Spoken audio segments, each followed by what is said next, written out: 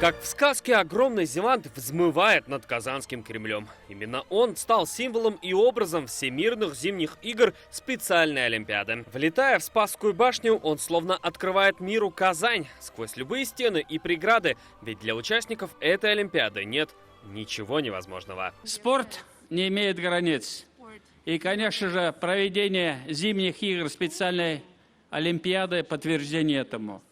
Миссия специальной Олимпиады раскроет главные принципы нашей страны – равнодоступность каждому. И наша задача – провести игры на самом высоком уровне в истории специальных Олимпиад, отмечает Рустам Минниханов. Презентация логотипа прошла в формате настоящего шоу под открытым небом. Всемирные игры специальной Олимпиады являются основным, главным, глобальным событием для 5,5 миллионов людей 193 стран мира. В Казани на играх ждут больше 3000 из них. Это атлеты, юнифайд-партнеры, тренеры и официальные лица. Уверен, что мы должны провести эти игры не только успешно, но также оставить наследие этих игр, чтобы все люди, которые занимаются этим видом спорта, этой деятельностью, тренеры, преподаватели, воспитатели, могли успешно работать в этой сфере. За церемонией под проливным дождем следят казанцы, туристы и участники спартакиады, которую в эти дни принимает Казань. Очень здорово, все очень замечательно. Нам очень нравится вообще в Казани.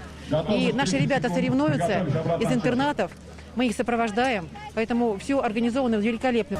Все очень классно.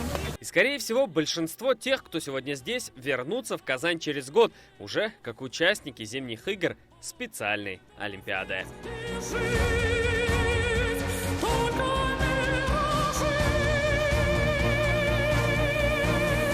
Салават Мухаммадуллин, Алия Харудинова, Даниил Филатов, ТНВ.